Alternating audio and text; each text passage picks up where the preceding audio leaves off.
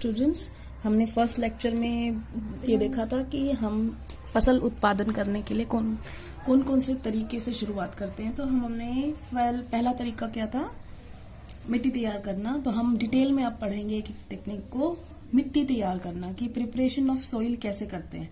सबसे पहले तो प्रिपरेशन ऑफ सॉइल के लिए आपको ये पता होना चाहिए कि हम करते ही क्यों है, हमें जरूरत ही क्या, सीधा ऐसे ही क्यों नहीं बो देते।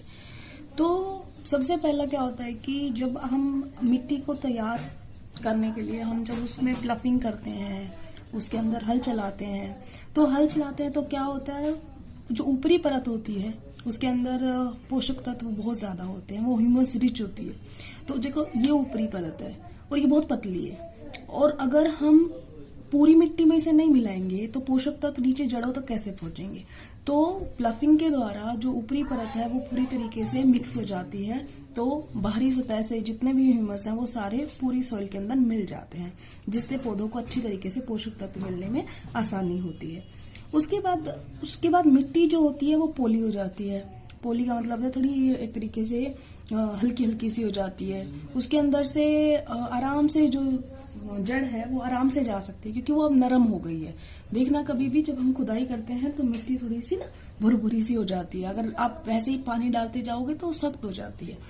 तो इसका मतलब अगर पोली मिट्टी बन जाएगी तो फिर उसकी जड़ें जो है पौधे की वो गहराई तक जाएंगी, तो वो अच्छी तरीके से पोषक तत्व, पानी सब ले सकेंगे आराम से।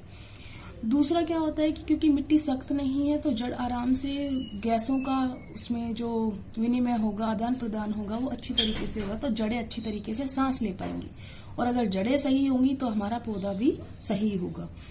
दूसरा क्या होता है कि जो सूक्ष्म जीव होते हैं, छोटे छोटे जीवाणु होते हैं, केंचुए होते हैं, ऐसी मिट्टी में अच्छी तरीके से रह जाते हैं। जो पोली मिट्टी बन जाती है उससे वो अच्छी तरीके से अपना जो एक तरीके से काम है वो अच्छी तरीके से कर पाते हैं, उनकी वृद्धि हो जाती है, जिसकी वजह से क्या होता है, केंचुए और सूक्ष्म जीव जो हैं ये हमारे फार्मर्स के लिए एक लाभकारी है। ठीक है ना, इम्पोर्टेंट है, क्योंकि इनके हिसाब से वो जब केंचुए हैं या सूक्ष्म जीव हैं वो कुछ पोषक तत्व अपने अपशिष्ट पदार्थों द्वारा देते रहते हैं जब इनको, तो ये एक बून है। तो इसलिए इनकी तो वृद्धि है तो वो हमारे लिए अच्छा है। आपने सुना भी होगा वर्मी कंपोस्ट के बारे में, खाद बनाते हैं केंचुए के अपशिष्ट पदार्थ से। तो अब इसका मतलब ये इतने सारे फायदे हैं, तो ऑफकोर्स प्लफिंग बहुत बहुत जरूरी है ताकि अच्छी तरीके से फसल उत्पादन हो सके। अब इसके लिए यंत्र कौन कौन से इस्तेमाल किए जाते हैं।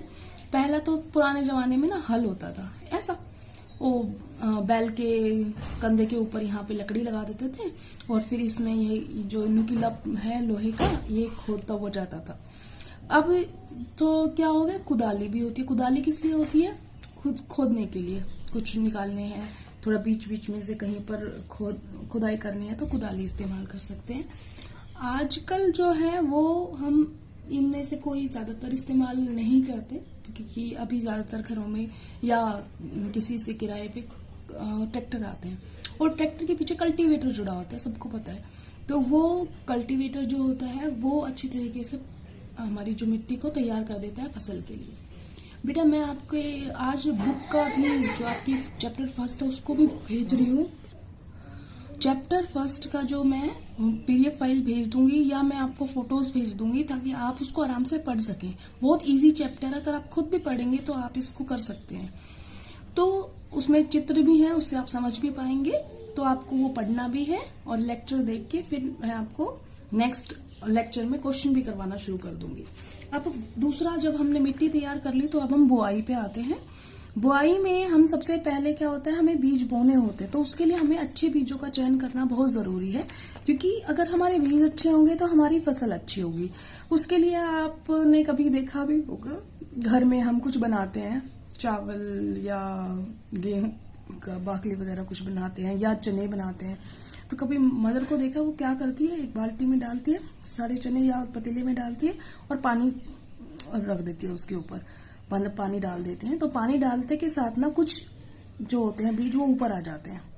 तो ये जो होता है, ये बीज जो अच्छे बीज होंगे वो तो नीचे ही रह जाएंगे, जो ऊपर आए हैं वो बेकार बीज हैं, वो खोखले बीज हो चुके होते हैं, इसीलिए ऊपर आए।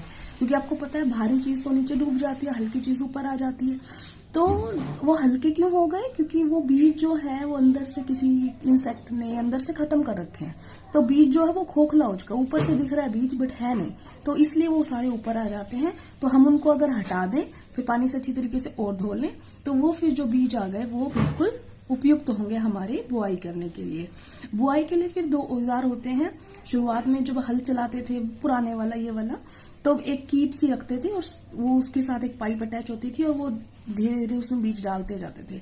बट आजकल सीड ड्रिल होता है, ट्रैक्टर के पीछे लगा देते हैं और उसके फिर आराम से हम बुआई कर देते हैं। इससे क्या फायदा होता है? प्रॉपर गैप आता है।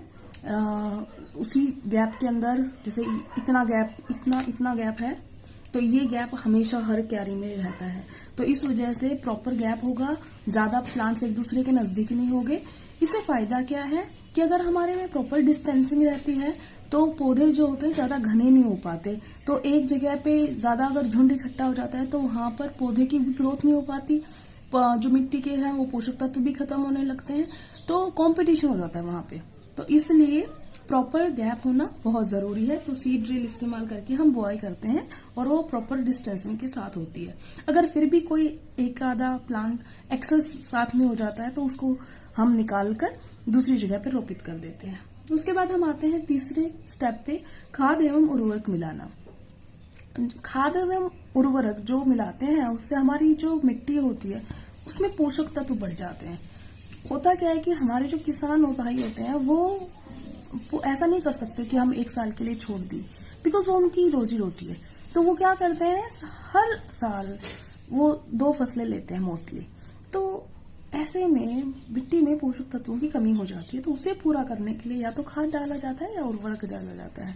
अब आपको बताना चाहूंगी कि इन दोनों में डिफरेंस क्या है, खाद क्या होता है, उर्वरक क्या होता है। तो एक ये इंपॉर्टेंट क्वेश्चन भी है और इसके डिफरेंसेस मैंने इस तरीके से लिख लिए हैं, वो आपको समझाती हूँ। जो खाद होता है वो हम खुद बनाते हैं, जैसे फॉर एग्जाम्पल मैन मेड है ये। कैसे? जैसे गोबर इकट्ठा करके या पौधे हैं, जंतु हैं, उनके अपशिष्ट पदार्थों को इकट्ठा करके, देखो केचुआ जो अपशिष्ट पदार्थ निकालता है उससे, तो ये जैविक पदार्थ है, मैन मेड है कंप्लीटली, ठीक है ना। लेकिन जो फर्टिलाइजर्स है, जिसे उर्वरक बोला जाता है, वो रासायनिक पदार्थ है, केमिकल कंपाउंड है जो फैक्ट्री में तैयार होता है, आर्टिफिशियली है। ये रासायनिक पदार्थ है जो अपने आप नहीं बना, ये जीवों से बनाया गया है, जैविक है, बायोडिग्रेडेबल है। ये वाले जो पदार्थ होते हैं ये फैक्ट्री में ही निर्मित होते हैं, आप ऐसे ही उर्वरक नहीं बना सकते हाथ से। तो अब ये जो हुआ मैन्योर, ये जो है ये हमारी जो जब हम ज्यादा उपयोग कर लेते हैं तो हमारी मिट्टी को उससे कोई प्रॉब्लम नहीं होने वाली है। लेकिन अगर हम फर्टिलाइजर को एक्सेस इस्तेमाल कर लेते हैं तो उपजाऊ क्षमता धीरे धीरे उस मिट्टी की कम होने लगती है। इसका एग्जाम्पल अगर करें तो जैसे खाद तो नॉर्मल आपने डाला होगा, या वर्मी कंपोस्ट जो होती है वो केचुए की जो अपशिष्ट पदार्थ होते हैं उनसे बनती है। और उर्वरक क्या होता है, यूरिया और एनपीके। एनपीके मतलब 3 एलिमेंट प्रोवाइड करता है, नाइट्रोजन, पोटेशियम और फॉस्फोरस, ठीक है ना। एन से नाइट्रोजन, पी से फॉस्फोरस, के से पोटेशियम। तो ये ज्यादा उपयोग करने से ये उर्वरता कम करता है, बट ये नहीं करता है। इससे ह्यूमस प्राप्त नहीं होता उर्वरक से ना। तो ह्यूमस जो होता है सॉइल के लिए बहुत अच्छा होता है, खाद से ह्यूमस प्राप्त होता है। तो टोटली आप देख सकते हैं कि खाद जो है वो ज्यादा अच्छा होता है एज कंपेरिजन टू उर्वरक। कुछ और भी फायदे जो क्या होते हैं कि खाद जो होता है उससे मिट्टी के अंदर जल धारण क्षमता बढ़ जाती है। जल धारण का मतलब एक वाटर को होल्डिंग कैपेसिटी जो होती है सॉइल की वो बढ़ जाती है, जिसकी वजह से अब पानी जो है आराम से जड़ों को मिलेगा। उसके बाद जो दूसरा होता है कि उससे, क्योंकि जैविक खाद है, जैविक पदार्थ होता है उसके अंदर, तो जो मिट्टी हो जाती है वो पोरस हो जाती है, भुरभुरी हो जाती है, नरम एक तरीके से समझ लो। उसमें रंध्र ज्यादा हो जाते हैं, छेद ज्यादा हो जाते हैं। तो उसकी वजह से उसमें आराम से गैसेस जो होती है उसमें बहुत सारी गैसेस दिखाई देती हैं और उसमें जीवाणुओं की वृद्धि होती है। जीवाणु की वृद्धि इसलिए है क्योंकि ऑक्सीजन आराम से मिली जा रही है, तो जीवाणु बहुत ज्यादा है, तो जीवाणु की वृद्धि होती है और मिट्टी का गठन भी सुधर जाता है मैन्योर यूज करने से। तो ये सब खाद के फायदे हैं, ये फर्टिलाइजर के बिल्कुल नहीं है। तो खाद डालने से देखो ह्यूमस प्राप्त हो रहा है, जल धारण क्षमता बढ़ रही है और मिट्टी की उपजाऊपन बनी रहती है। जीवाणुओं में वृद्धि होती है, जिसकी वजह से पोषक तत्वों में भी वृद्धि होती है, मिट्टी का गठन सुधर रहा है। तो इन टोटल हम कह सकते हैं खाद ज्यादा अच्छे होते हैं as comparison to fertilizer. Thank you class.